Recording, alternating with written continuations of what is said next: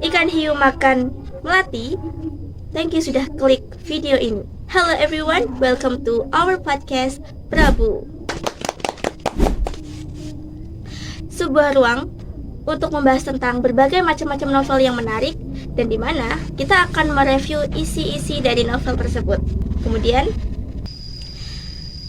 novel ini banyak digemari oleh anak-anak muda zaman sekarang karena di dalamnya menceritakan teka-teki misteri yang membuat para pembaca penasaran. Dengar-dengar sih, novel ini tuh berasal dari Wattpad, yang mana Wattpad tersebut itu sudah banyak para pembaca novel yang membaca di laman tersebut. Maka dari itu saya penasaran, novel apa sih yang kali ini kita akan bahas dan review bersama narasumber kami. Bersama saya Usama, host podcast kali ini, yang akan membahas novel yang sudah kami sediakan, yaitu Unfamiliar Twins, yang akan dibahas dengan narasumber kami, yaitu pertama Mbak Meli sebagai orang yang sudah berpengalaman dalam membaca novel tersebut, dan yang kedua ada Mbak Cahya sebagai analisa novel dari novel ini. Halo teman-teman, kita bersama narasumber kita yang sudah datang nih ya. Sekarang itu ada Mbak Meli dan Mbak Cahya. Terima kasih ya sudah datang di podcast pada siang ini. Sebelumnya bagaimana ya kabarnya Mbak-mbak sekalian ini? Untuk saya alhamdulillah baik. Ya saya juga alhamdulillah baik, sehat. Alhamdulillah. Kalau gimana tadi di perjalanan, apakah aman ataupun ada kendala atau hambatan? Untuk Mbak Meli sendiri bagaimana? Untuk saya sih ada hambatan sedikit ya, ada kendala sedikit karena tadi cuacanya agak mendung, jadi takut hujan. Jadi kan kebetulan lupa bawa jas hujan ya, jadinya tadi ngebut gimana gitu loh. Seperti itu. Kalau Mbak Cahya sendiri? Alhamdulillah tadi cuaca pas saya berangkat ke sini itu cerah, jadi ya baik-baik aja, nggak hujan ya gitu ya. Juga perjalanan tuh nggak macet, jadi Enjoy ya? Ya enjoy Ya, banget. enjoy. Ya alhamdulillah. Oke, jadi pada kesempatan podcast kali ini saya tuh membahas mengenai novel yang tim kami itu sudah menelusuri. Tim kami sudah menyediakan novel, dan juga karena Mbak ini sudah pernah membacanya kan, pasti ya. Pasti juga para pemirsa juga penasaran kan bagaimana sih isi dari novel yang ada di sini. Nah, kemudian saya akan menanyakan sesuatu tentang isi dari novel tersebut ya Mbak ya. Iya, silakan. Kami akan jawab. Kami akan menjawab dengan sebisanya.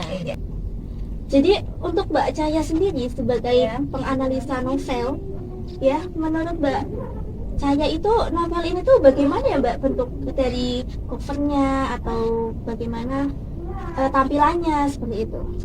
Kalau covernya sih, karena itu kan judulnya Unfamiliar Twins ya, jadi dilihat dari covernya itu kayak terlalu rame gitu. Iya. Ya padahal kan kayaknya di dalamnya tuh menjelaskan tentang dua orang anak kembar kayak gitu. Nah, kalau dari warna novel, dari warna cover novelnya itu kan hitam tuh kayak lebih elegan, Udah bagus lah lebih ya. bagus iya kayak gitu. Jadi untuk Mbak Cahya sendiri, siapa sih penulis buku ini dan kapan ya buku ini tuh diterbitkan?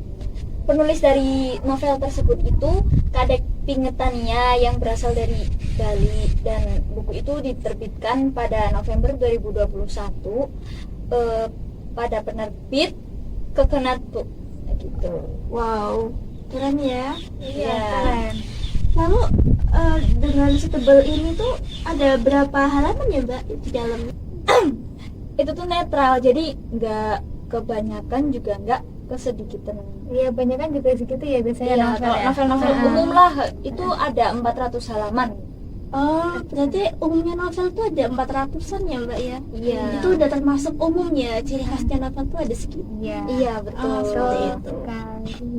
Untuk Mbak Cahya sendiri, apa sih kelebihan dari buku novel ini? Kelebihan dari buku novel itu karena ceritanya tuh mengandung misteri yang jadi membuat pembaca itu semakin kepo dan kepo gimana sih akhirnya gimana kayak gitu. Banyak teka-tekinya ya. Banyak teka-tekinya. Dan juga menggunakan bahasa yang gaul, unik juga Bahasa kita gitu bahasa ya. kita. Jadi Bahasa- para remaja yang membacanya itu wah kayak aku banget kayak gitu. Iya. Jadi untuk bahasanya sendiri tuh mudah dipahami ya. Iya betul, mudah dipahami. Dan di novel tersebut tuh ada gambar-gambar, jadi bisa menggambarkan oh Iya. seorang sosok ini kayak gini, seorang Oh, parasnya ya. Jadi kita iya, tuh parasnya. bisa apa namanya? Kita bisa menghayal gitu ya. Menghayal. Oh, ini orang yang namanya Oh, gambarannya ini. kayak gini, Oh, ini kayak gambar. Oh, gitu. iya. Jadi Nama- lebih enak ya untuk menghayalnya. ya nama-nama yang nama-nama yang tercantum dalam novel tersebut itu juga namanya tuh nggak kuno-kuno banget, jadi kayak namanya ih, asing, bagus nih. Kadang kepikiran gak sih kalau kita baca novel tuh ini namanya bagus, nanti buat anak kita aja kayak gitu. Iya ya, kadang Iya, juga kayak gitu, kan? kadang Iya. juga gitu kayak ini namanya bagus banget nih, nanti aku simpen buat anak aku nanti besok kayak Iya, gitu. betul. Biasanya anak muda Gen Z itu seperti itu ya. Iya. Betul. Iya. Karena nama-nama yang unik dan estetik, jadi mereka tuh langsung mengimajinasi gitu kan. Iya, iya, Jadi anaknya gitu. kedepannya tuh biar sama kayak Iya. novel yang mereka baca. Iya, gitu. iya. Namanya juga bagus-bagus biasanya. Iya sih, menurut saya juga ini cukup bagus karena gambar-gambarnya tuh gambar-gambar kekinian ya. Mm-mm. Jadi anak-anak itu bisa mengimajinasi sesuai dengan karakter yang udah ada di novel ini ya. Ya, ada semua. Oke. Kemudian kalau dari novel ini sendiri tuh kekurangannya seperti apa ya, Mbak? Kekurangan dari novel itu harusnya sih endingnya tuh masih gantung. Soalnya kalau misalkan ada season 2-nya malah lebih Mungkin seru. lebih seru Mungkin gitu. lebih seru. Jadi Harus ada season 2-nya ya, harus- soalnya ini harus gantung diterbitkan banget. season 2-nya. Dan juga plot dalam kisah tersebut terlalu klise karena cerita-cerita anak kembar Ya. dalam novel tersebut. Terima kasih ya buat Mbak Cahaya karena sudah menganalisis dari sama-sama. novel ini. Iya. Kemudian untuk Mbak Meli sendiri, Mhm. apa sih yang menurut Mbak Meli itu yang membuat novel ini tuh menarik gitu, untuk dibaca? Kalau menurut saya sih ya, novel ini tuh menarik gara-gara tuh banyak teka-teki, Ya, betul. misteri yang kita tuh jadi ini siapa sih, ini Iya, siapa, ini siapa? ini siapa yang neror, Iya betul. kayak gitu. Oh seperti itu. Banyak teka-teki yang misteri gitulah. Jadinya kita tuh harus berpikir apa namanya? Banyak. Iya, berpikir banget loh, ini mana sih ini apa, ini si A apa si B apa si C gitu. Takut nunggu ini yang mana Kayak Oh gitu. iya, jadi benar-benar novel itu cukup misteri banget ya. Iya, sangat tertutup banget kayak gitu. Kalau untuk tokohnya itu bagaimana Mbak? Tokoh dan penokohannya itu seperti apa? Untuk tokohnya di sini tuh yang penokoh utamanya tuh ada dua ya, Hanania sama Galileo. Oh Ya, Hanania. Ya, Hanania itu orangnya pintar, orangnya teladan, pintar. dapat beasiswa. Dapat biasa juga ya. Iya. Tapi sayangnya dia tuh dibully. Ya, dia tuh suka Kasihan dibully gara-gara itu anaknya orang nggak punya gitu. Jadi dia sering dibully kayak yang sama Galileo atau yang satu? yang Hanania. Oh Hanania. Kalau Iya. Galileo itu apa ya, dari bangsa, bukan bangsa sih, dari konglomerat ya. Orang Iya, kaya iya, biasa, dari orang kaya, iya, dari Iya, orang kaya betul. gitu. Nah, terus ada Lizzie itu orangnya suka nyuruh-nyuruh, terus suka main tangan juga. Nakal banget Iya, cewek, padahal itu cewek. iya, tapi kayak gitu. Jadi Iya. ini yang salah satu nggak boleh dicontoh ya buat Iya, para karakter ini. betul. Terus ada lagi Junar itu juga pintar, dia itu peringkat pertama. Wah, keren ya. Junar apa nota sih? Nota kayaknya lah. Nota.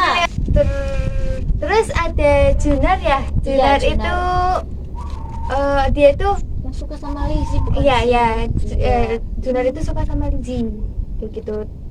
Dia juga sama sih kayak si Lizzie, suka nyuruh, tapi dia tuh lebih nggak kayak Lizzie banget. Kalau Lizzie tuh kayak temperamental banget kayak nyuruh, bener-bener nyuruh. Kalau si Juno itu masih ada rasa ibanya gitu loh. Oh, Nah, seperti itu.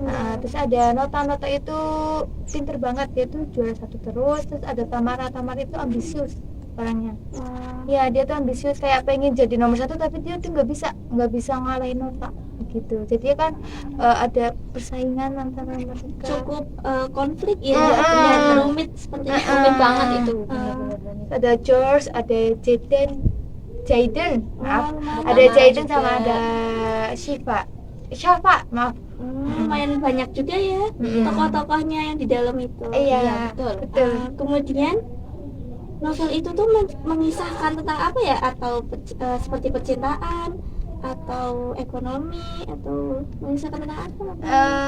Mengisahkan di dalamnya tuh ada romance-nya juga, ada teka-teki, Tegang, misteri kayak gitu. keluargaan. Jadi tuh menceritakan tuh si Hanania tuh anak beasiswaan. Dia tuh orangnya pintar tapi sering dibully sama teman-temannya gitu, sering dibully sama teman-temannya karena dia tuh dari kalangan orang yang Orang rendah kayak ya, orang rendah, miskin, maaf orang ya. miskin kayak gitu. Sayangnya orang-orang kaya seperti Lizzy, Junat dan lain-lainnya itu teman-temannya itu sering merundungi dia gitu loh, membuli dia habis-habisan, kayak nyuruh tugas lah semuanya diserahin ke Haninia. Nah tapi semenjak ada anak baru yang datang ke Tiratama International School yaitu Galileo, itu jadi berbanding terbalik. Jadi Haninia tuh nggak dibully lagi, ya jadi hidup tenang gitu, nggak ada pembulian lagi ke Haninia. Nggak dirusuin. Tapi ada setelah kedatangannya Galileo itu banyak misteri, banyak teka-teki, banyak apa ya namanya, banyak permasalahannya nggak gitu. diketahui. Jadi itu awal mulanya datangnya Ya, misteri-misteri itu ya. Ya setelah Iya, Galileo datang ke sekolah itu, jadi Haninia nggak dibully lagi tapi banyak misteri, kayak banyak teror gitu. Timbulnya misteri-misteri baru gitu. Kayak ada terornya gitu sih, kayak neror mereka semua gitu. Iya. Untuk novel tersebut itu ada unsur untuk novel tersebut ada suatu unsur ekstrinsipnya nggak Mbak, kalau boleh tahu? Menurut aku sih ada ya, soalnya menurut aku tuh intrinsik itu kayak sosial gitu loh, kayak kita tuh di novel itu tuh mengajarkan kita harusnya sebagai remaja yang berbudi baik itu nggak boleh merendahkan orang yang lebih rendah dari kita. Harus saling, kalau mau mencari teman tuh jangan pilih-pilih. Boleh pilih-pilih, ya boleh pilih-pilih, tapi jangan menurut hartanya, tapi menurut perilakunya. Kalau misalnya ini perilakunya baik, ya ditemani. Kalau enggak ya jangan lihatnya tuh jangan lihatnya tuh hartanya gitu, kekayaan ya, tapi lihatnya tuh jabatan harusnya mungkin. sifatnya gitu. Perlu jangan buat contoh ini buat para anak-anak. Oh iya, Yang seperti ya teman-teman. Untuk hal-hal yang baik itu dicontoh, tapi untuk hal yang kurang baik itu selebihnya tuh dihindari. Untuk alurnya sendiri itu seperti apa ya, Mbak? Untuk alurnya sih maju mundur ya, Iya, maju maju mundur kayak Campuran maju ya, terus masa lalu maju lagi kayak gitu. Oh, seperti itu. Keren ya dari novel ini. keren. Harus baca sih pokoknya. Iya, ini keren banget, misteri banget, bikin kalian tuh pusing mikirin siapa ini yang neror. Ini saya juga penasaran sih teman-teman, bagaimana ya nanti selanjutnya dari season kedua dari buku ini. Saya juga menunggu ya. Oke, kalau seperti itu lanjut saja ya Mbak. Ya, Ya, menurut Mbak Meli itu